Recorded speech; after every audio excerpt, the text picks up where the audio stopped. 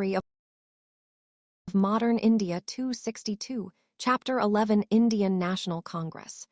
Foundation and the moderate phase foundation of the Indian National Congress in the later 1870s and early 1880s. A solid ground had been prepared for the establishment of an all-India organization. The final shape to this idea was given by a retired English civil servant, A.O. Hume, who mobilized leading intellectuals of the time, and, with their cooperation, organized the first session of the Indian National Congress at Gokuldas Tejpal Sanskrit College in Bombay in December 1885. As a preludio this, 2 sessions of the Indian National Conference had been held in 1883 and 1885, which had representatives drawn from all major towns of India. Surendranath Banerjee and Ananda Mohan Bose were the main architects of the Indian National Conference. The first session of the Indian National Congress was attended by 72 delegates and presided over by Womesh Chandra, or Chunder Banerjee. Hereafter, the Congress met every year in December, in a different part of the country each time. Some of the great presidents of the Congress during this early phase were Dadabhai Naoroji thrice. Indian National Congress 263 President, Badruddin Tayyibji, Feroz Shah Mehta, P. Anandacharlu, Surendranath Banerjee, Romesh Chandra Dutt Ananda Mohan Bose, and Gopal Krishna Gokhale. Other prominent leaders included Mahadev Govind Ranade, Bal Gangadhar Tilak, Sisir Kumar Ghosh, Motilal Ghosh, Madan Mohan Malavia, G. Subramania Ayar, C. Vijayaraghavacharayar, Dinsho E. Wacha. In 1890, Kadambini Ganguly, the first woman graduate off Calcutta University, addressed the Congress session, which symbolized the commitment of the freedom struggle to give the women of India their due status in national life. Apart from the Indian National Congress, nationalist activity was carried out through provincial conferences and associations, newspapers, and literature. Was it a safety valve? There is a theory that Hume formed the Congress with the idea that it would prove to be a safety valve for releasing the growing discontent of the Indians. To this end, he convinced Lord Dufferin not to obstruct the formation of the Congress. The extremist leaders like Lala Lajpat Rai believed in the safety valve theory. Even the Marxist historians' conspiracy theory was an offspring of the safety valve notion. For example, R.P. Dutt opined that the Indian National Congress was born out of a conspiracy to abort a popular uprising in India, and the bourgeois leaders were a party to it. Modern Indian historians, however, dispute the idea of safety valve. In their opinion, the Indian National Congress represented the urge of the politically conscious Indians to set up a national body to express the political and economic demands of the Indians. If the Indians had convened such a body on their own, there would have been unsurmountable opposition from the officials. Such an organization would not have been allowed to form. In the circumstances, as Bipin Chandra observes, the early Congress leaders used Hume as a lightning conductor, i.e., as a catalyst to bring together nationalistic forces even if under the guise of a safety valve. 264. A brief history of modern India. Aims and objectives of the Congress. The main aims of the Indian National Congress in the initial stage were to found a democratic nationalist movement. Roman 2. Politicize and politically educate people. Roman 3. Establish the headquarters for a movement. Roman 4. Promote friendly relations among nationalist political workers from different parts of the country. V. Develop and propagate an anti-colonial nationalist ideology. Roman 6. Formulate and present popular demands before the government with a view to unifying the people over a common economic and political program. Roman 7. Develop and consolidate a feeling of national unity among people, irrespective of religion, caste, or province. Roman 8. Carefully promote and nurture Indian nationhood. Era of Moderates, 1885–1905. Important leaders. The national leaders like Dadabhai Naoroji, Feroz Shah Mehta, D. E. Wacha, W. C. Banerjee. S. N. Banerjee, who dominated the Congress policies during the early period, 1885–1905, were staunch believers in liberalism and moderate politics, and came to be labeled as moderates to distinguish them from the neo-nationalists of the early 20th century, who were referred to as the Extremists. Moderate approach. The moderate political activity involved constitutional agitation within the confines of law and showed a slow but orderly political progress. The moderates believed that the British basically wanted to be just to the Indians, but were not aware of the real conditions. Therefore, if public opinion could be created in the country and public demands be presented to the government through resolutions, petitions, meetings, etc., authorities would concede these demands gradually. Indian National Congress, 265. To achieve these ends, they worked on a two-pronged methodology. 1. Create a strong public opinion to arouse a consciousness and national spirit, and then educate and unite a people on common political questions. And 2. Persuade the British government and British public opinion to introduce reforms in India on the lines laid out by the nationalists. They used the method of prayer and petition, and if that failed, they resorted to constitutional agitation. A British committee of the Indian National Congress was established in London in 1889, which had India as its organ. Dadabhai Naoroji spent a substantial portion of his life and income campaigning for India's case abroad. In 1890, it was decided to hold a session of the Indian National Congress in London in 1892, but owing to the British elections of 1891, the proposal was postponed and never revived later. The moderate leaders believed that political connections with Britain were in India's interest at that stage of history and that the time was not ripe for a direct challenge to the British rule. Therefore, it was considered to be appropriate to try and transform the colonial rule to be as close to a national rule as possible. Contributions of moderate nationalists' economic critique of British imperialism. The early nationalists, led by Dadabhai Naoroji, R.C. Dutt, Dinshaw Wacha and others, carefully analyzed the political economy of British rule in India and put forward the drain theory to explain British exploitation of India. They opposed the transformation of a basically self-sufficient Indian economy into a colonial economy, i.e., a supplier of raw materials and foodstuff, an importer of finished goods, and a field-off investment for British capital. Thus, the moderates were able to create an all-India public opinion that British rule in India was the major cause of India's poverty and economic backwardness, to mitigate the deprivation characterizing Indian life. 266. A brief history of modern India's early nationalists demanded severance of India's economic subservience to Britain and development of an independent economy through involvement of Indian capital and enterprise. The early nationalists demanded reduction in land revenue, abolition of salt tax, improvement in working conditions of plantation labor, reduction in military expenditure, and encouragement to modern industry through tariff protection and direct government aid. Also refer to chapter on economic impact of British rule in India. Constitutional reforms and propaganda in legislative councils in India had no real official power till 1920. Yet, work done in them by the nationalists helped the growth of the national movement. The Imperial Legislative Council, constituted by the Indian Councils Act, 1861, was an impotent body, designed to disguise official measures as having been passed by a representative body. Indian members were few in number. In the 30 years from 1862 to 1892, only 45 Indians were nominated to it, most of them being wealthy, landed, and with loyalist interests.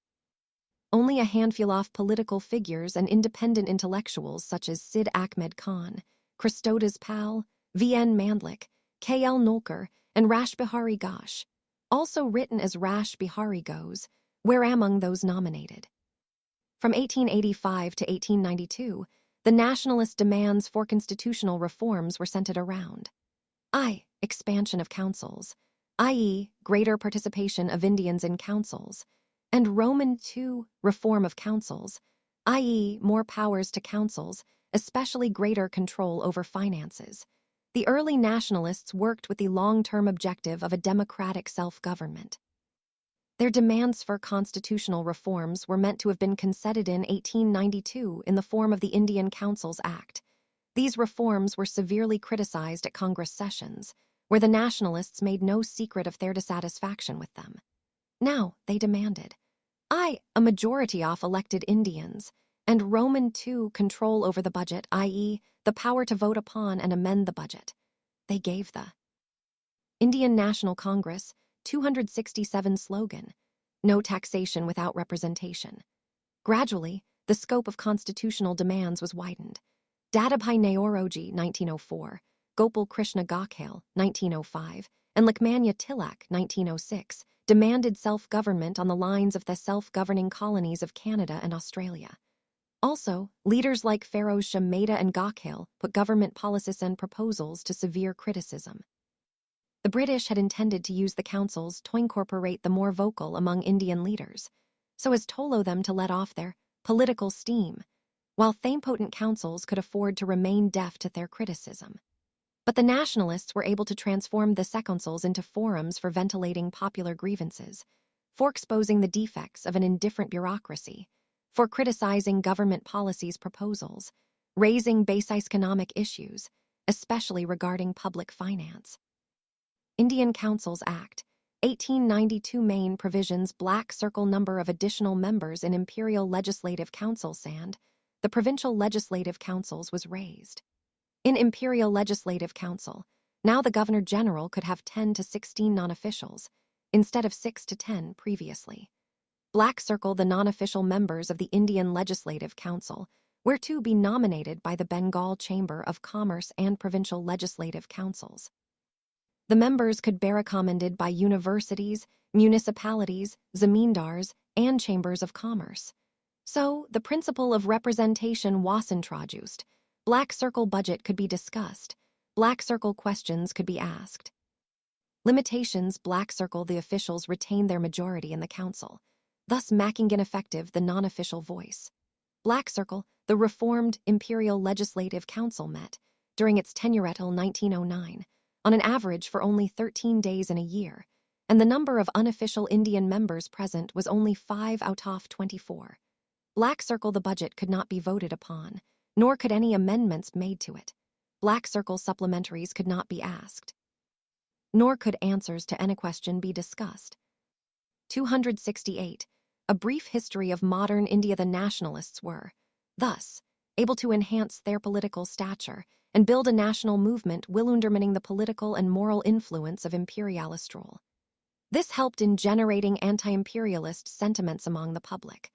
But at the same time, the nationalists failed to widen the democratic base of the movement by not including the masses, especially women, and not demanding the right to vote for all.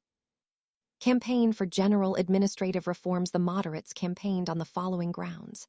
Indianization of government service. On the economic grounds that British civil servants got very high emoluments while inclusion of Indians would be more economical. On political grounds that, since salaries of British bureaucrats were remitted back home and pensions paid in England, all drawn from Indian revenue, this amounted to economic drain-off national resources. And on moral grounds that Indians were being discriminated against by being kept away from positions of trust and responsibility.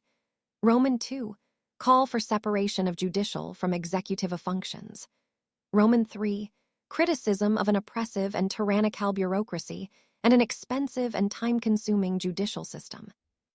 Roman IV, criticism of an aggressive foreign policy which resulted in annexation of Burma, attack on Afghanistan, and suppression of tribals in the Northwest, all costing heavily for the Indian treasury.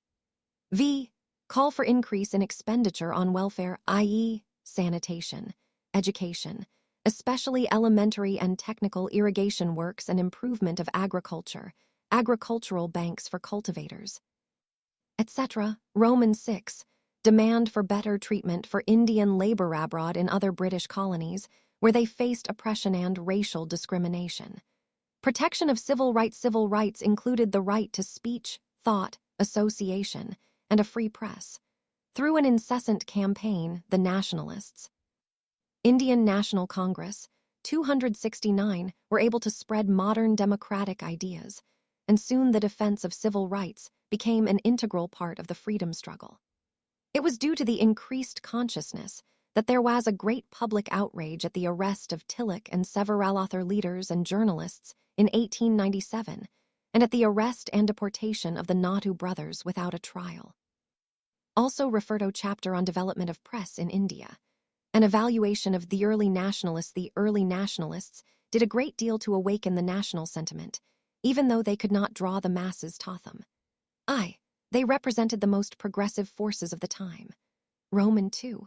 They were able to create a wide national awakening of all Indians having common interests and the need to rally around a common program against a common enemy, and above all, the feeling of belonging to one nation. Roman 3. They trained people in political work and popularized modern ideas. Roman 4. They exposed the basically exploitative character of colonial rule, thus undermining its moral foundations. Their political work was based on hard realities and not on shallow sentiments, religion, etc. Roman 6.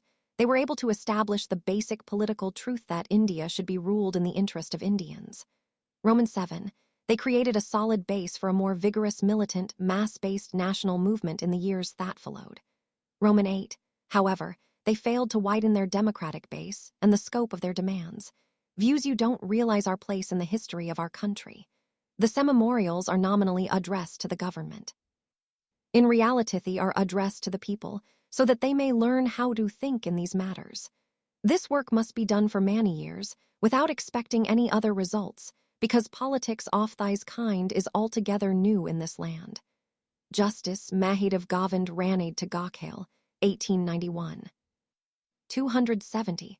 A brief history of modern India. Role of masses. The moderate phase of the national movement had a narrow social base, and the masses played a passive role. This was because the early nationalists lacked political faith in the masses. They felt that there were numerous divisions and subdivisions in the Indian society, and the masses were generally ignorant and had conservative ideas and thoughts. The moderates felt that these heterogeneous elements had first to be welded into a nation before they entered the political sphere. But they failed to realize that it was only during a freedom struggle and with political participation that the diverse elements could come together. Because of the lack of mass participation, the moderates could not take militant political positions against the authorities. The later nationalists differed from the moderates precisely on this point. Still, the early nationalists represented the emerging Indian nation against colonial interests. Views we cannot blame them for the attitude they adopted as pioneers of Indian political reform, any more than we can blame the brick and mortar that is buried 6 feet deep in the foundation and plinth of a modern edifice. They have made possible the superstructure, story by colonial self-government, home rule within the empire, Swaraj, and on the top of all, complete independence. Patabhi Sitaramya. The period from 1858 to 1905 was the seed time of Indian nationalism, and the early nationalists sowed the seeds well and deep. Bipin Chandra. It was at best an opportunist movement. It opened opportunities for treacheries and hypocrisies. It enabled some people to trade in the name of patriotism. Lala Lajpat Rai attitude of the government. The British Indian government was hostile to the Congress from the beginning, despite the latter's moderate methods and emphases on loyalty to the British Crown. The official attitude stiffened further after 1887, when the government failed to persuade the Congress to confine itself to social issues, when the Congress was becoming increasingly critical. Indian National Congress, 271, views the Congress as tottering to its fall, and one of my great ambitions while in India is to assist it to a peaceful demise. Lord Curzon, 1900, of the colonial rule. Now the government resorted to open condemnation of the Congress, calling the nationalists seditious Brahmins, disloyal Babus, etc. Dufferin Khalid Congress, a factory of sedition. Later, the government adopted a divide-and-rule policy towards the Congress. The officials encouraged reactionary elements like Sir Sid Ahmed Khan and Raja Shiv Prasad Singh of Benares to organize the United Indian Patriotic Association to counter Congress propaganda. The government also tried to divide nationalists on the basis of religion, and, through a policy of carrot and stick, pitted the moderates against the extremists. But the government failed to check the rising tide of nationalism. Summary. Black Circle Foundation of Indian National Congress. First session, held in 1885, Bombay. Indian National Union, formed by A.O. Hume, became Indian National Congress. Foundational theories of INC and prominent believers: safety valve theory, Lala Lajpat Rai conspiracy theory, R.P. Dutt lightning conductor theory, G.K. Gokhale important leaders of moderate phase. Dadabhai Naoroji, Badruddin Tayebji, Feroz Shah Mehta, P. Ananda Charlu, Shorendranath Banerjee, Romesh Chandra Dutt, Ananda Mohan Bose, G.K. Gokhale, etc. Black, early nationalist methodology constitutional agitation, within four walls of law create public opinion in India, and campaign for support to Indianamans, in England political education of people political connections, with Britain in India's interests at that stage time not ripe for direct challenge to colonial rule. Black contributions of moderate nationalists' economic critique of British imperialism, constitutional reforms, and propaganda. Legislature campaign for general administrative reforms, defense of civil rights. 272. A brief history of modern India, Chapter 12, era of militant nationalism, 1905-1909. Growth of militant nationalism. A radical trend of a militant nationalist approach to political activity started emerging in the 1890s, and it took a concrete shape by 1905. As an adjunct to this trend, a revolutionary wing also took shape. Why militant nationalism grew. Many factors contributed to the rise of militant nationalism. Recognition of the true nature of British rule, having seen that the British government was not conceding any of their important demands. The more militant among 272 Unit 6 National Movement, 1905-1918, chapters 12 to 14. Era of militant nationalism, 1905-1909, 273. Those politically conscious got disillusioned and started looking for a more effective mode of political action. Also, the feeling that only an Indian government could lead India onto a path of progress started attracting more and more people. The economic miseries of the 1890s further exposed the exploitative character of colonial rule. Severe famine killed 90 lakh persons between 1896 and 1900. Bubonic plague affected large areas of the Deccan. There were large-scale riots in the Deccan. The nationalists were wide awake to the fact that instead of giving more rights to the Indians, the government was taking away even the existing ones. 1892. The Indian Councils Act was criticized by nationalists as it failed to satisfy them. 1897. The Nahru brothers were deported without trial, and Tilak and others imprisoned on charges of sedition. 1898. Repressive laws under IPC Section 124 or further amplified with new provisions under IPC Section 156A. 1899. The number of Indian members in Calcutta Corporation were reduced. 1904. Official Secrets Act curbed freedom of press. 1904. The Indian Universities Act ensured greater government control over universities, which it described as factories producing political revolutionaries. Also, British rule was no longer progressive socially and culturally. It was suppressing the spread of education, especially mass and technical education. Growth of confidence and self-respect. There was a growing faith in self-effort. Tilak, Aurobindo, and Bipin Chandra Pal repeatedly urged the nationalists torely on the character and capacities of the Indian people. A feeling started gaining currency that the masses had to be involved in the battle against colonial government, as they were capable of making the immense sacrifices needed to win freedom. Growth of education. While, on the one hand, the spread of education led to an increased awareness among the masses, on the other hand. 274. A brief history of modern India's rise in unemployment and underemployment among the educated drew attention to poverty and the underdeveloped head state of the country's economy under colonial rule. This added to the already simmering discontent among the more radical nationalists.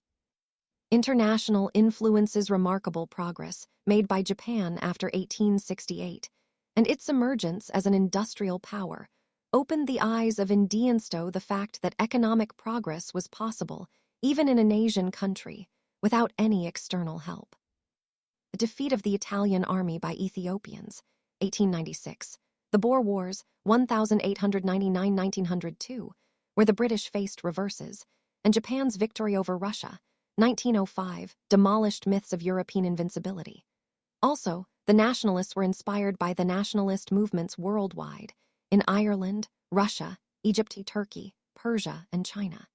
The Indians realized that a united people willing to make sacrifices could take on the Mightistoff empires. Reaction to increasing westernization, the new leadership felt the stranglehold of excessive westernization and sensed colonial designs to submerge the Indian national identity in the British Empire. The intellectual and moral inspiration of the new leadership was Indian. Intellectuals like Swami Vivekananda, Bankim Chandra Chatterjee, and Swami Dayananda Saraswati inspired many young nationalists with their forceful and articulate arguments, painting India's past in brighter colors than the British ideologues had. These thinkers exploded the myth of Western superiority by referring to the richness of the Indian civilization in the past. Dayananda's political message was India for the Indians. Dissatisfaction with achievements of moderates, the younger elements within the Congress, were dissatisfied with the achievements of the moderates during the first 15-20 years. They were strongly critical of the methods of peaceful and constitutional agitation, popularly known as the 3 Ps, prayer, petition, and protest, and described these methods as political mendicancy. Era of militant nationalism, 1905-1909. 275 reactionary policies of Curzon. A sharp reaction was created in the Indian mind by Curzon's 7-year rule in India, which was full of missions, commissions, and omissions. He refused to recognize India as a nation and insulted Indian nationalists and the intelligentsia by describing their activities as letting off of gas. He spoke derogatorily of Indian character in general. Administrative measures adopted during his rule, the Official Secrets Act, the Indian Universities Act, the Calcutta Corporation Act, and above all, the Partition of Bengal, left no doubt in Indian minds about the basically reactionary nature of British rule in India. Existence of a militant school of thought. By the dawn of the 20th century, a band of nationalist thinkers had emerged who advocated a more militant approach to political work. These included Raj Narain Bose, Ashwini Kumar Dutta, Aurobindo Ghosh, and Bipin Chandra Pal in Bengal, Vishnu Shastri Chiplankar and Bal Gangadhar Tilak in Maharashtra, and Lala Lajpat Rai in Punjab. Tilak emerged as the most outstanding representative of this school of thought. The basic tenets of this school of thought were black circle hatred for foreign rule. Since no hope could be derived from it, Indians should work out their own salvation. Black circle Swaraj to be the goal of national movement. Black circle direct political action required. Views if there is a sin in the world, it is weakness. Avoid all weakness, weakness is sin, weakness is death. Swami Vivekananda, the extremists of today will be the moderates of tomorrow, just as the moderates of today were the extremists of yesterday. B.G. Tilak, what one Asiatic has done, others can do. If Japan can drub Russia, India can drub England with equal ease. Let us drive the British into the sea and take our place side by side with Japan among the great powers of the world. Karachi Chronicle, June 18, 1905. 276. A brief history of modern India. Black circle belief in the capacity of the masses to challenge the authority. Black circle personal sacrifices required, and a true nationalist tobe always ready for it. Emergence of a trained leadership. The new leadership could provide a proper channelization of the immense potential for political struggle which the masses possessed, and as the militant nationalists thought, were ready to give expression to. This energy of the masses got a release during the movement against the Partition of Bengal, which acquired the form of the Swadeshi agitation. The Swadeshi and Boycott Movement. The Swadeshi movement had its genesis in the anti-partition movement, which was started to oppose the British decision to partition Bengal. Partition of Bengal, to divide people. The British government's decision to partition Bengal had been made public in December 1903. The idea was to have 8 provinces, Bengal comprising Western Bengal as well as the provinces of Bihar and Orissa, and Eastern Bengal, and Assam. Bengal retained Calcutta as its capital, while Dhaka became the capital of Eastern Bengal. The official reason given for the decision was that Bengal, with a population of 78 million, about a quarter of the population of British India, had become too big to be administered. It was also stated that partition would help in the development of Assam if it came under the direct jurisdiction of the government. This was true to some extent, but the real motive behind the partition plan was seen to be the British desire to weaken Bengal, the nerve center of Indian nationalism. This it sought to achieve by putting the Bengalis under two administrations by dividing them. On the basis of language, thus reducing the Bengalisto a minority in Bengal itself, as in the new proposal Bengal proper was to have 17 million. Era of militant nationalism, 1905-1909, 277 Bengalis and 37 million Hindi and Oriya speakers. And Roman II on the basis of religion, as the western half Wasto be a Hindu majority area, 42 million out of a total 54 million, and the eastern half was to be a Muslim majority area, 18 million out of a total of 31 million. Trying to woo the Muslims, Curzon, the viceroy at that time, argued that Dhaka could become the capital of the new Muslim majority province, which would provide them with a unity not experienced by them since the days of old Muslim viceroys and kings. Thus, it was clear that the government was up to its old policy of propping up Muslim communalists to counter the Congress and the national movement. Anti-partition campaign under Moderates, 1900-305. In the period 1900-305, the leadership was provided by men like Shorendranath Banerjee, K.K. Mitra, and Prithvish Chandra Rai. The methods adopted were petitions to the government, public meetings, memoranda, and propaganda through pamphlets and newspapers such as Hitabadi, Sanjibani, and Bengali. Their objective was to exert sufficient pressure on the government through an educated public opinion in India and England to prevent the unjust partition of Bengal from being implemented. Ignoring a loud public opinion against the partition proposal, the government announced the partition of Bengal in July 1905. Within days, protest meetings were held in small towns all over Bengal. It was in these meetings that the pledge to boycott foreign goods was first taken. On August 7, 1905, with the passage of the boycott resolution in a massive meeting held in the Calcutta Town Hall, the view Bengal united is a power. Bengal divided will pull in several different ways. One of our main objects is to split up Antharebi to weaken a solid body of opponents to our rule. Risley, Home Secretary to the Government of India, 1904. 278. A brief history of modern India. Formal proclamation of Swadeshi movement was made. After this, the leaders dispersed to other parts of Bengal to propagate the message of boycott of Manchester cloth and Liverpool salt. October 16, 1905, the day the partition formally came into force, was observed as a day of mourning throughout Bengal. People fasted, bathed in the Ganga, and walked barefoot in processions singing Band Mataram, which almost spontaneously became the theme song of the movement. Amar Sonar Bangla, the national anthem of present-day Bangladesh, was composed by Rabindranath Tagore and sung by huge crowds marching in the streets. Rabindranath Tagore and Raimendrasundar Trivedi, secretary of the Bangiya Sahitya Parishad at the time, appealed to the people to observe Rakshabandhan Day on the date the partition came into effect, i.e., on October 6, 1905. People tied rakis on each other's hands as a symbol of unity of the two halves of Bengal. Later in the day, Shorendranath Banerjee and Ananda Mohan Bose addressed huge gatherings, perhaps the largest still then under the nationalist banner.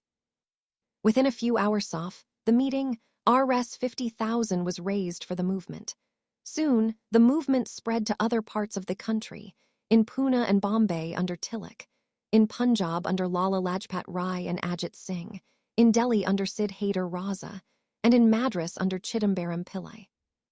The Congress positioned the Indian National Congress meeting in 1905, under the presidentship of Gokhale, resolved to condemn the partition of Bengal and the reactionary policies of Curzon, and Roman II, support the anti-partition and Swadeshi movement of Bengal.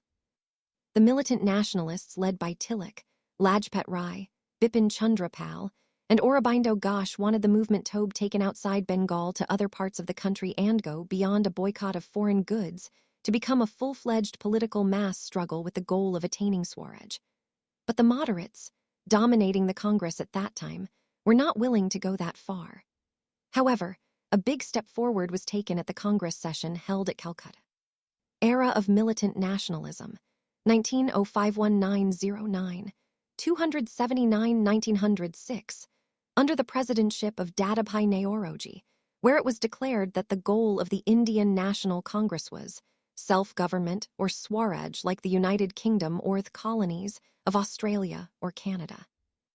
The moderate extremist dispute over the pace of the movement and techniques of struggle reached a deadlock at the Surat session of the Indian National Congress, 1907, where the party split with serious consequences for the Swadeshi movement. The movement under extremist leadership after 1905, the extremists acquired a dominant influence over the Swadeshi movement in Bengal. There were 3 reasons for this. The moderate-led movement had failed to yield results. Roman 2, the divisive tactics of the governments of both the Bengals had embittered the nationalists. Roman 3, the government had resorted to suppressive measures, which included atrocities on students, many of whom were given corporal punishment, ban on public singing of Vande Mataram, restriction on public meetings, prosecution and long imprisonment of Swadeshi workers. Clashes between the police and the people in many towns, arrests and deportation of leaders, and suppression of freedom of the press. The extremist program emboldened by Dadabhai Naoroji's declaration at the Calcutta session, 1906, that self-government or Swaraj was to be the goal of the Congress. The extremists gave a call for passive resistance in addition to Swadeshi and boycott, which would include a boycott of government schools and colleges, government service, courts, legislative councils, municipalities, government titles, etc. The purpose, as Aurobindo put it, was to make the administration under present conditions impossible by an organized refusal to do anything which will help either the British commerce in the 280, a brief history of modern India exploitation of the country or British officialdom in the administration of it. The militant nationalists tried to transform the anti-partition and Swadeshi movement into a mass struggle and gave the slogan of India's independence from foreign rule. Political freedom is the lifebreath of a nation, declared Aurobindo. Thus, the extremists gave the idea of India's independence the central place in India's politics. The goal of independence was to be achieved through self-sacrifice. New forms of struggle and impact the militant nationalists put forward several fresh ideas at theoretical, propaganda, and program levels. Among the several forms of struggle thrown up by the movement were the following. Boycott of foreign goods. Boycott included boycott and public burning of foreign cloth, boycott of foreign-made salt or sugar, refusal by priests to ritualize marriages involving exchange of foreign goods, refusal by washermen to wash foreign clothes. This form of protest met with great success at the practical and popular level. Public meetings and processions. Public meetings and processions emerged as major methods of mass mobilization. Simultaneously, they were forms of popular expression. Corps of volunteers or Samitis Samitis, such as the Swadesh Bandhab Samiti of Ashwini Kumar Dutta in Barisal, emerged as a very popular and powerful means of mass mobilization. In Tirunelveli, Tamil Nadu, V.O. Chidambaram Pillai, Subramania Siva, and some leaders formed the Swadeshi Sangam, which inspired the local masses. These Samitis generated political consciousness among the masses through magic lantern lectures, Swadeshi songs, providing physical and moral training to their members, social work during famines and epidemics, organization of schools, and training in Swadeshi crafts and arbitration courts. Era of Militant Nationalism, 1905-1909, 281 views Swaraj or self-government is essential for the exercise of Swadharma. Without Swaraj, there could be no social reform, no industrial progress, no useful education, no fulfillment of national life. That is what we seek. That is why God has sent us to the world to fulfill him. B.G. Tilak's Swadeshism during the days of its potency colored the entire texture of our social and domestic life. Surendranath Banerjee Swaraj is the fulfillment of the ancient life of India under modern conditions, the return of Satyuga of national greatness, their assumption by her of her great role of the teacher and guide, self-liberation of the people for final fulfillment of the Vedanta in politics. That is the true Swaraj for India. Aurobindo Ghosh's imaginative use of traditional popular festivals and melas. The idea was to use traditional festivals and occasions as a means of reaching out to the masses and spreading political messages. For instance, Tilak's Ganapati and Shivaji festivals became a medium of Swadeshi propaganda not only in Western India, but also in Bengal. In Bengal also, the traditional folk theatre forms were used for this purpose. Emphasis given to self-reliance, or Atma Shakti, was encouraged. This implied a assertion of national dignity, honor, and confidence and social and economic regeneration of the villages. In practical terms, it included social reform and campaigns against caste oppression, early marriage, dowry system, consumption of alcohol, etc. Program of Swadeshi or national education. The movement to boycott British educational institutions gathered momentum in the wake of the British government's efforts to suppress the participation of students in the Swadeshi movement, and the threat to stop grants, affiliation, and scholarships of the institutions that were dominated by nationalists. The British action led to the founding of national schools. In this context, it may be recalled that Raja Subhad Mullik made a contribution of Rs 100,000 towards the 282, a brief history of modern India foundation of a national university in Bengal. A National Council of Education was set up on August 15, 1906, and the Bengal National College and Bengal Technical Institute were established. The first principal of the Bengal National College was Aurobindo Ghosh, and its first president was Rashbihari Ghosh. The college was inspired by Tagore School at Shantiniketan, which had been set up in 1901. Several more national schools were established in Bengal and Bihar. Satish Chandra Mukherjee's role in encouraging national education should not be ignored. His newspaper Dawn, in circulation since 1897, and his Dawn Society, set up in 1902, had already been propagating the message of self-help in industry and education. Mukherjee pioneered the national education movement by founding the Bhagavat Chatuspathi in 1895. He took a leading part in the formation of the National Council of Education and later became a lecturer in the Bengal National College, and its principal when Aurobindo resigned. The National Council of Education was set up to organize a system of education, literary, scientific, and technical, on national lines and under national control. Education was to be imparted through the vernacular medium. Funds were even raised to send students to Japan for advanced learning. Swadeshi or indigenous enterprises. The Swadeshi spirit also found expression in the establishment of Swadeshi textile mills, soap and match factories, tanneries, banks, insurance companies, shops, etc. These enterprises were based more on patriotic zeal than on business acumen. Sakaram Ganesh Duskar, a close associate of Aurobindo Ghosh, published Desar Katha in 1904. The work inspired the Swadeshi activists. He popularized the ideas of Dadabhai Naoroji and Mahadev Govind Ranade and promoted Swadeshi in a popular idiom. Desar Katha, writes Ishita Banerjee Dubhe, warned against the colonial state's hypnotic conquest of the mind. Before the book was banned by the colonial government in 1910, it had sold over 15,000 copies. It was the inspiration for many Swadeshi street plays and folk songs, besides becoming mandatory reading for the Swadeshi activists. Era of Militant Nationalism, 1905-1909. 283 VO Chidambaram Pillai's venture into a national shipbuilding enterprise, Swadeshi Steam Navigation Company, at Tuticorin.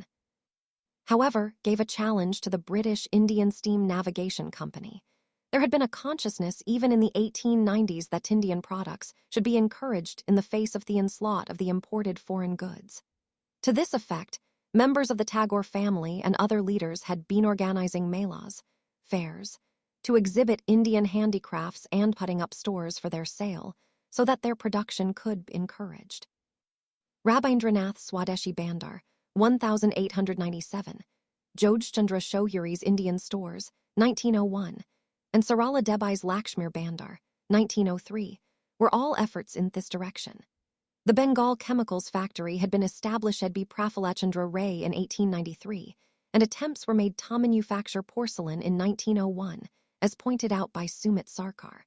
Such efforts gained in momentum with the mood of the Swadeshi movement. Impact in the cultural sphere. The nationalists of all hues took inspiration from songs written by Rabindranath Tagore, Rajnikant Sen, Dwijendralal Ray, Mukunda Das, Sid Abu Mohammed, and others. Tagore's Amar Sonar Bangla, written on this occasion, was later to inspire the liberation struggle of Bangladesh and was adopted be it as its national anthem. In Tamil Nadu, Subramania Bharati wrote Sudesha Geetham. In painting, Abanindranath Tagore broke the domination of Victorian naturalism over the Indian art scene and took inspiration from Ajanta, Mughal, and Rajput paintings. Nandalal Bose, who left a major imprint on Indian art, was the first recipient of a scholarship offered by the Indian Society of Oriental Art, founded in 1907 in science. Jagdish Chandra Bose, Prafulachandra Roy, and others pioneered original research which was praised the world over. Extent of mass participation. Students came out in large numbers to propagate and practice Swadeshi, and to take a lead in organizing picketing of shops selling foreign goods. Student 284. A brief history of modern India participation was visible in Bengal, Maharashtra, especially in Pune, and in many parts of the south, Guntur, Madras, Salem. Police adopted a repressive attitude towards the students.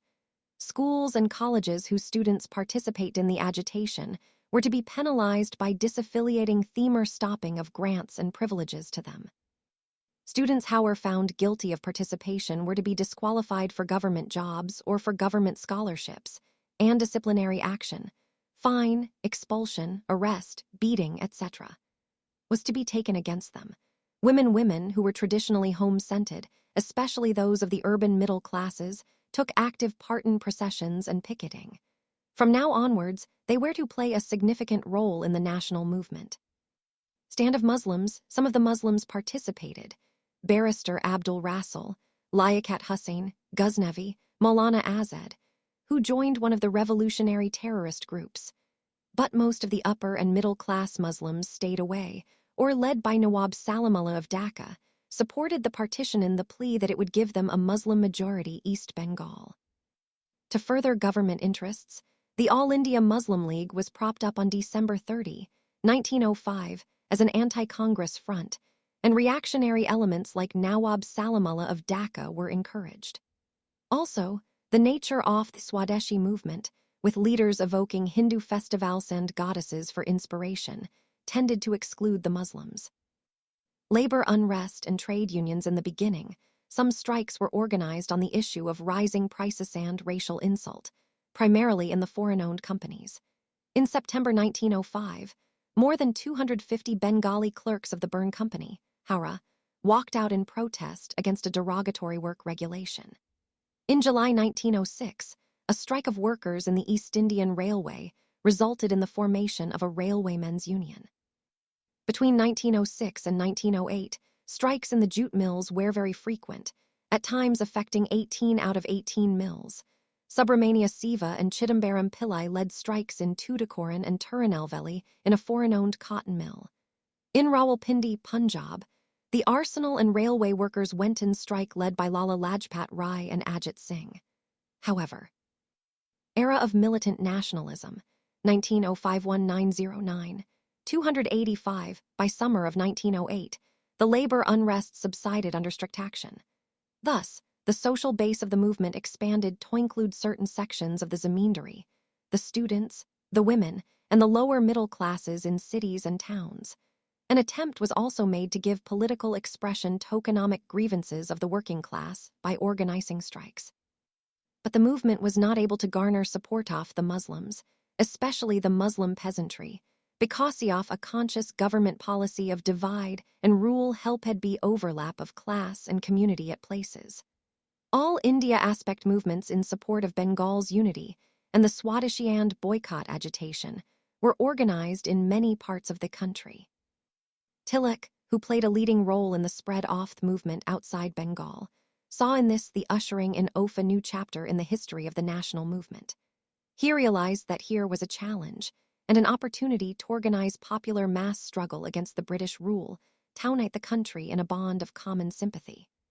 Annulment of partitionate was decided to annul the partition of Bengal in 1911, mainly to curb the menace of revolutionary terrorism. The annulment came as a rude shock to the Muslim political elite. It was also decided to shift the capital to Delhi as a Soptath Muslims, as it was associated with Muslim glory. But the Muslims were not pleased. Bihar and Orissa were taken out of Bengal, and Assam was made a separate province.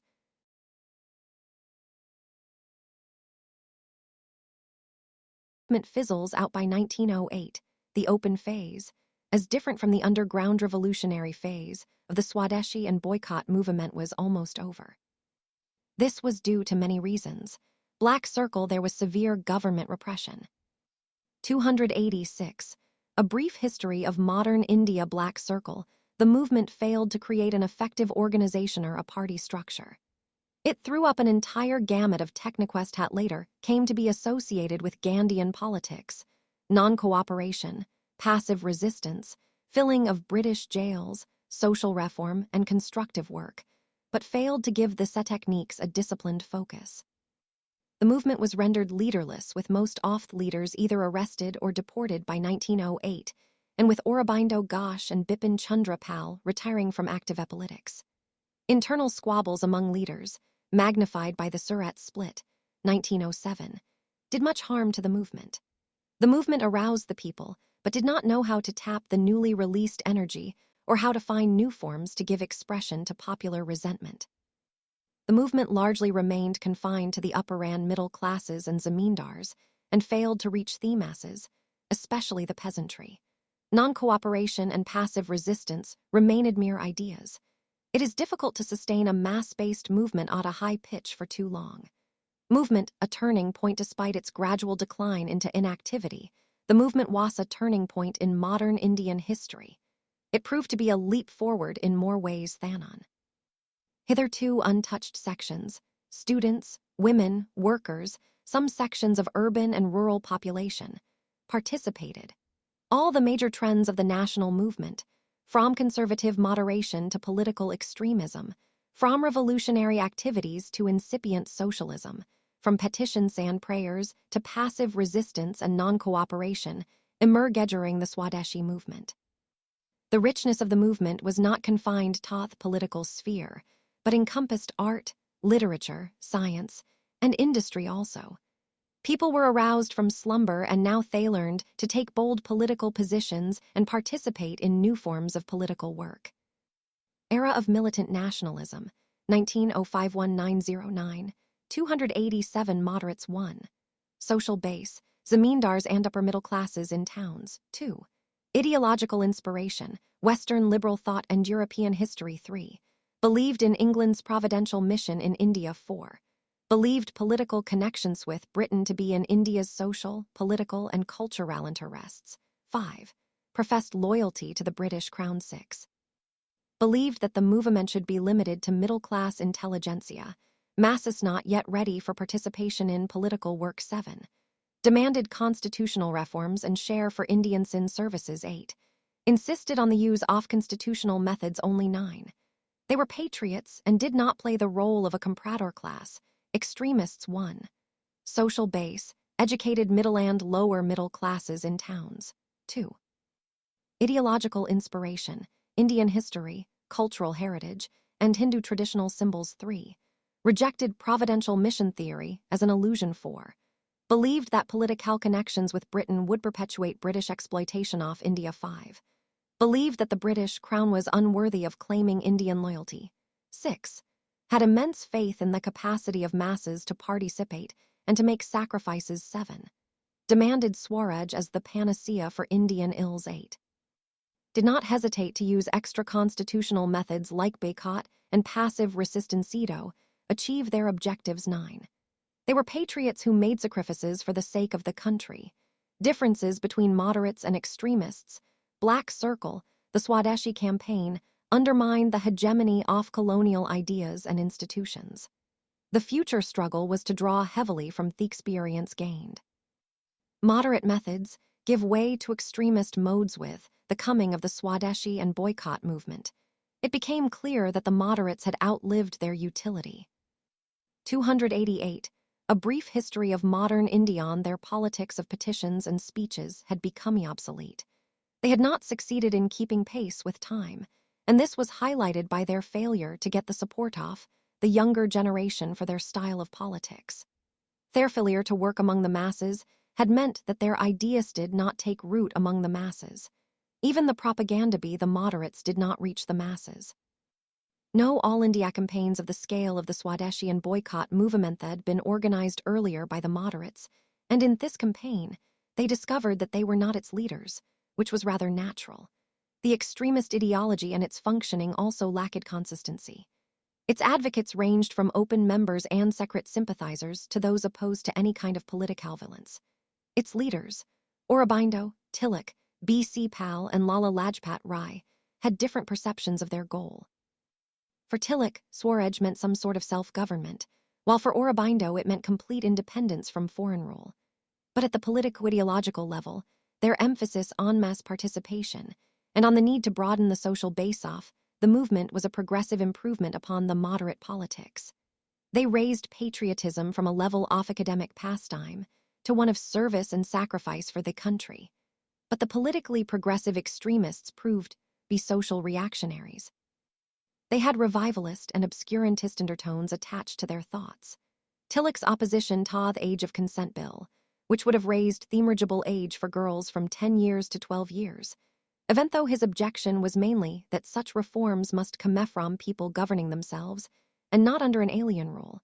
His organizing of Ganapati and Shivaji festivals as national festivals, his support to anti-cow killing campaigns, etc., portrayed him as a Hindu nationalist.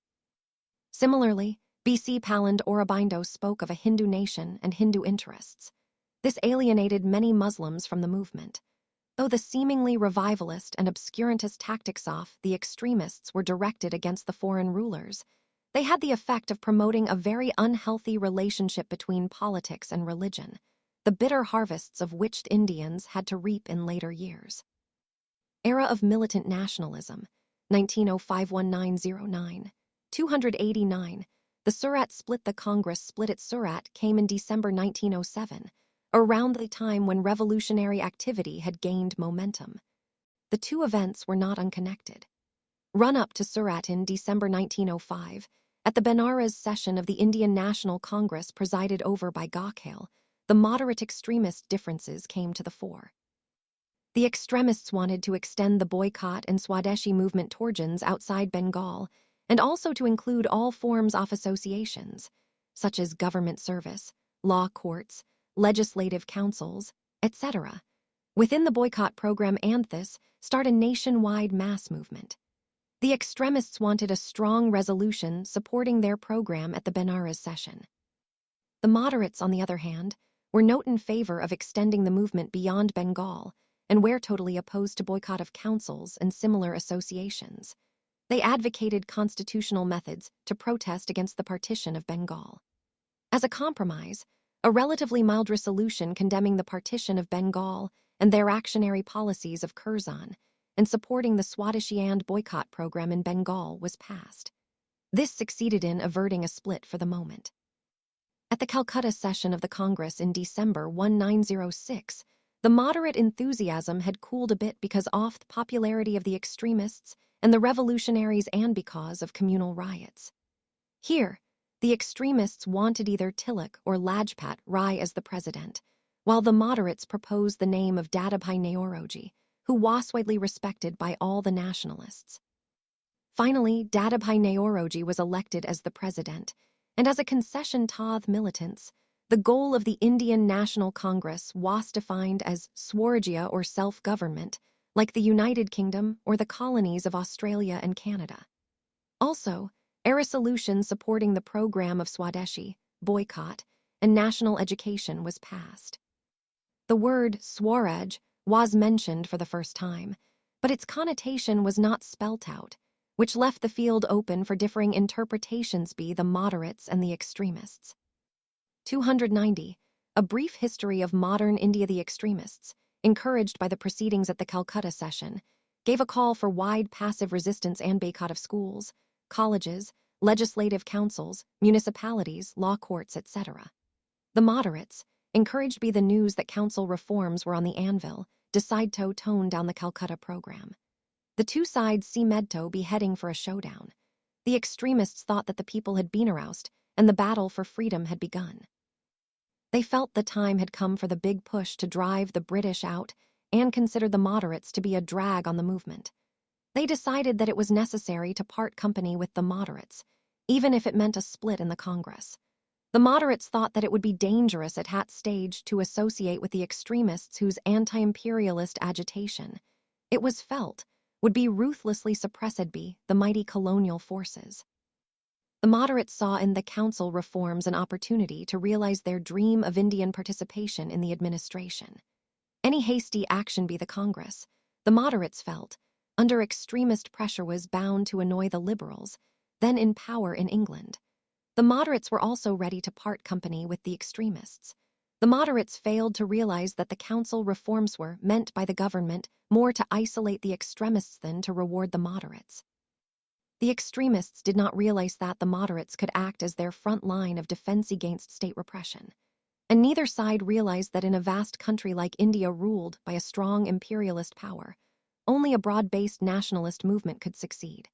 Split takes place. The extremists wanted the 1907 session to be held in Nagpur, central provinces, with Tilak or Lajpat Rai as the president along with a reiteration of the Swadeshi, Boycott, and National Education resolutions. The moderates wanted the session at Surat in order to exclude Tilak from the presidency, since a leader from the host province could not be session president, Surat being in Tilak's home province of Bombay. Instead, they wanted Rashbihari Ghosh as the president and Era of Militant Nationalism, 1905-1909. 291 sought to drop the resolutions on Swadeshi, boycott, and national education. Both sides adopted rigid positions, leaving no room for compromise. The split became inevitable, and the Congress was now dominated by the moderates who lost no time in reiterating Congress' commitment to the goal of self-government within the British Empire and to the use of constitutional methods only to achieve this goal. Government repression. The government launched a massive attack on the extremists. Between 1907 and 1911, 5 new laws were brought into force to check anti-government activity. These legislations included the Seditious Meetings Act, 1907, Indian Newspapers, Incitement to Offences, Act, 1908, Criminal Law Amendment Act, 1908, and the Indian Press Act, 1910. Tilak, the main extremist leader, was tried in 1909 for sedition for what he had written in 1908 in his Kesari about a bomb thrown by Bengal revolutionaries in Muzaffarpur, resulting in the death of 2 innocent European women. Tilak had written, "This, no doubt, will inspire many with hatred against the people belonging to the party of rebels. It is not possible to cause British rule to disappear from this country by such monstrous deeds. But rulers who exercise unrestricted power must always remember that there is also a limit to the patience of humanity. Many newspapers had warned the government that if they resorted to Russian methods, then Indians too will be compelled to imitate the Russian methods." Another article, Tilak wrote that the real means of stopping the bombs consisted in making a beginning towards the grant of rights of Swarajya to the people. Tilak was again arrested, judged guilty, and sentenced to 6 years transportation and a fine of Rs 1,000. He was sent to Mandalay, Burma jail for 6 years. When the judge asked Tilak if he had anything to say, Tilak said, "In spite of the view, the mischief of the trial and condemnation of Tilak would be greater than if you left him alone." John Morley, Secretary of State for India, in a letter to Sydenham, Governor of Bombay. 292. A Brief History of Modern India. Verdict of the jury. I maintain that I am innocent. There are higher powers that rule the destiny of men and nations, and it may be the will of Providence that the cause which I represent may prosper more by my suffering than my remaining free. In 1956, the then Chief Justice of Bombay High Court, M.C. Chagla, unveiled a marble plaque with the swords engraved on it outside the central courtroom, Courtroom 46, where Tilak was tried in the Bombay High Court. Aurobindo and B.C. Pal retired from active politics. Lajpat Rai left for abroad. The extremists were not able to organize an effective alternative party to sustain the movement. The moderates were left with no popular base or support, especially as they youth rallied behind the extremists. After 1908, the national movement as a whole declined for a time. In 1914, Tilak was released and he picked up the threads of the movement. The government strategy. The British government in India had been hostile to the Congress from the beginning. Even after the moderates, who dominated the Congress from the beginning, began distancing themselves from the militant nationalist trend, which had become visible during the last decade of the 19th century itself, government hostility did not stop. This was because, in the government's view, the moderates still represented an anti-imperialist force consisting of basically patriotic and liberal intellectuals. With the coming of Swadeshi and Boycott Movement and the emergence of militant nationalist trend in a big way, the government modified its strategy towards the nationalists. Now, the policy was to be of rallying them, John Morley, the Secretary of State, or the policy of carrot and stick. It may be described as a three-pronged approach of repression, conciliation, suppression. In the first stage, the extremists were to be repressed mildly, mainly to frighten the moderates. In the second stage, the moderates were to be placated through some concessions, and hints were to be dropped that era of militant nationalism, 1905-1909, 293 more reforms would be forthcoming if the distance from the extremists was maintained. This was aimed at isolating the extremists. With the moderates on its side, the government could suppress the extremists with its full might. The moderates could then be ignored. Unfortunately, neither the moderates nor the extremists understood the purpose behind the strategy. The Surat Split suggested that the policy of carrot and stick had brought rich dividends to the British India government. Morley Minto reforms of 1909. In October 1906, a group of Muslim elites called the Simla Deputation, led by the Agha Khan, met Lord Minto and demanded separate electorates for the Muslims and representation in excess of their numerical strength in view of the value of the contribution Muslims were making to the defense of the empire. The same group quickly took over the Muslim League, initially floated by Nawab Salimullah of Dhaka, along with Nawabs Mohsin ul Mulk and Wakar ul Mulk in December 1906. The Muslim League intended top-rich loyalty to the empire and to keep the Muslim intelligentsia away from the Congress. Gopal Krishna Gokhale also went to England to meet the Secretary of State for India, John Morley, to put Congress demands of self-governing system similar to that in the other British colonies. The reforms the Viceroy, Lord Minto, and the Secretary of State for India, John Morley, agreed that some reforms were due so as to placate the moderates as well as the Muslims. They worked out a set of measures that came to be known as the Morley-Minto, or Minto-Morley, reforms that translated into the Indian Councils Act of 1909. Black, the elective principle was recognized for the non-official membership of the councils in India. Indians were allowed to participate in the election of various legislative councils, though on the basis of class and community. Black, for the first time, separate electorates for Muslims for election to the Central Council was established, a most detrimental step for India. 294.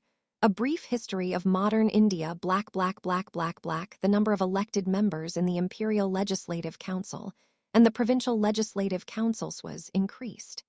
In the provincial councils, non-official majority was introduced, but since some of these non-officials were nominated and not elected, the overall non-elected majority remained. Black, according to Sumit Sarkar, in the Imperial Legislative Council, of the total 69 members, 37 were to be the officials and of the 32 non-officials, 5 were to be nominated. Of the 27 elected non-officials, 8 seats were reserved for the Muslims under separate electorates. Only Muslims could vote here for the Muslim candidates, while 4 seats were reserved for the British capitalists, 2 for the landlords, and 13 seats came under general electorate. The elected members were to be indirectly elected. The local bodies were to elect an electoral college, which in turn would elect members of provincial legislatures, who in turn would elect members of the central legislature. Besides separate electorates for the Muslims, representation in excess of the strength of their population was accorded to the Muslims. Also, the income qualification for Muslim voters was kept lower than that for Hindus. Powers of legislatures, both at the center and in provinces, were enlarged, and the legislatures could now pass views reforms may not save the Raj. But if they don't, nothing else will. Lord Morley, the reforms of 1909 afforded no answer, and could afford no answer to Indian problems. Montford Report political barrier was created round them, isolating them from the rest of India and revering the unifying and amalgamating process which had been going on for centuries.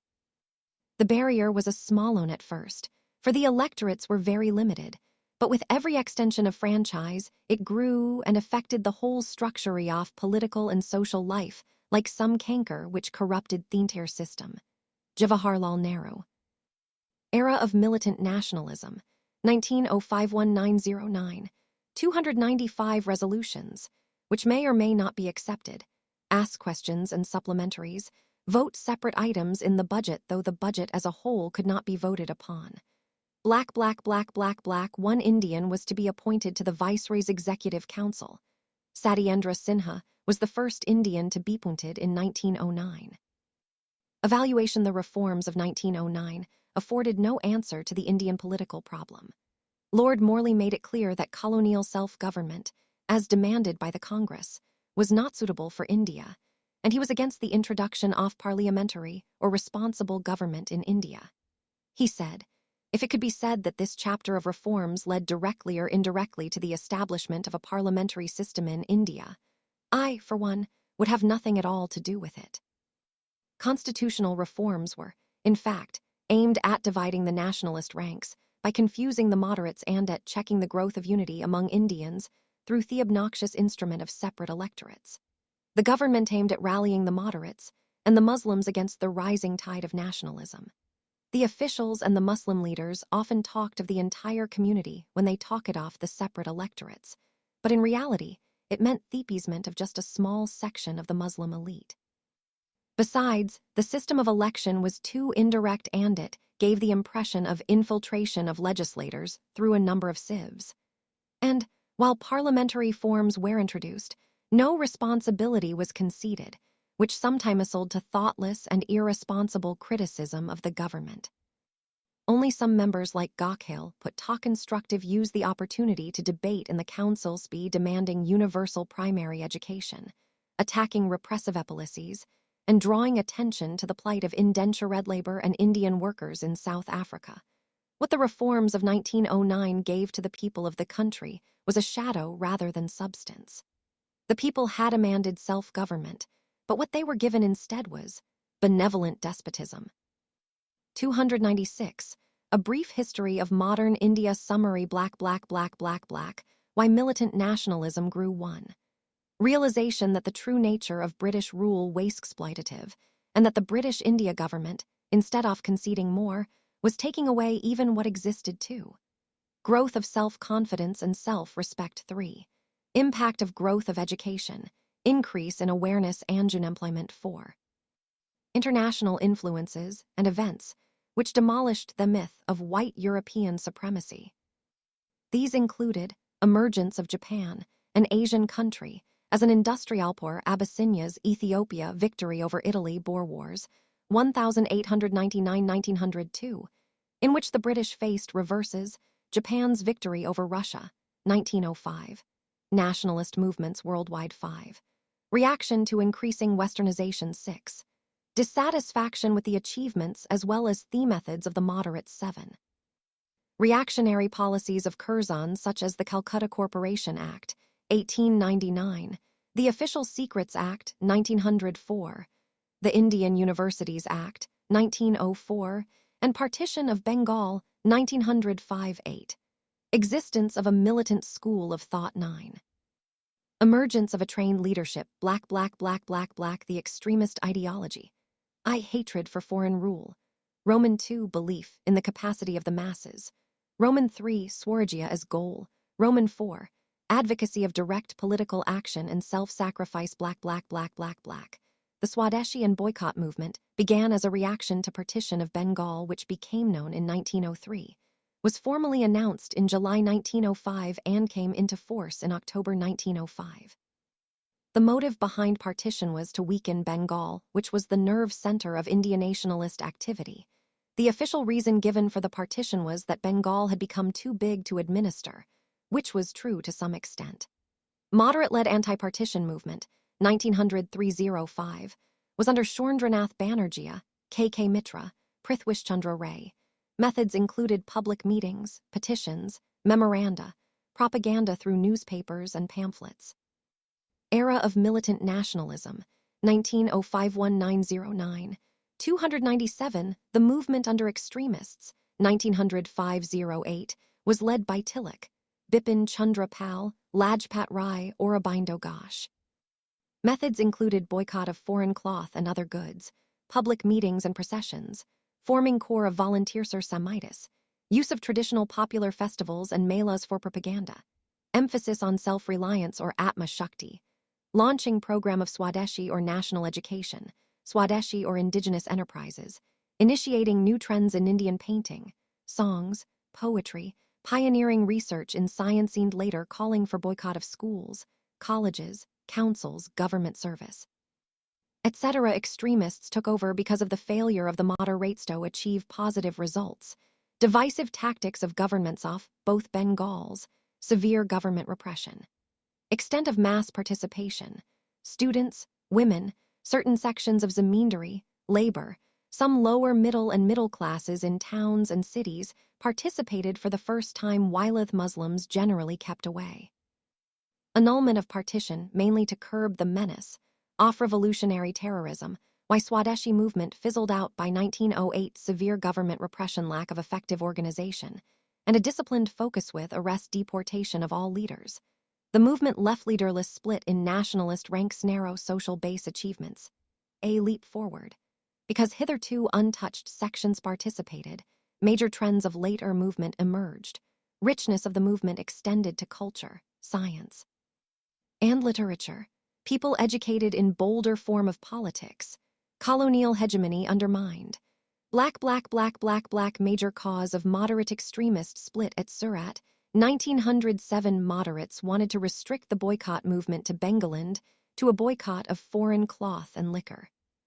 Extremists wanted to take the movement to all parts of the country and include within its ambit all forms of association with the government through a boycott of schools, colleges, law courts, legislative councils, government service, municipalities, etc. Black Government Acts for Repression of Swadeshi Movement Seditious Meetings Act, 1907, Criminal Law Amendment, Act, 1908.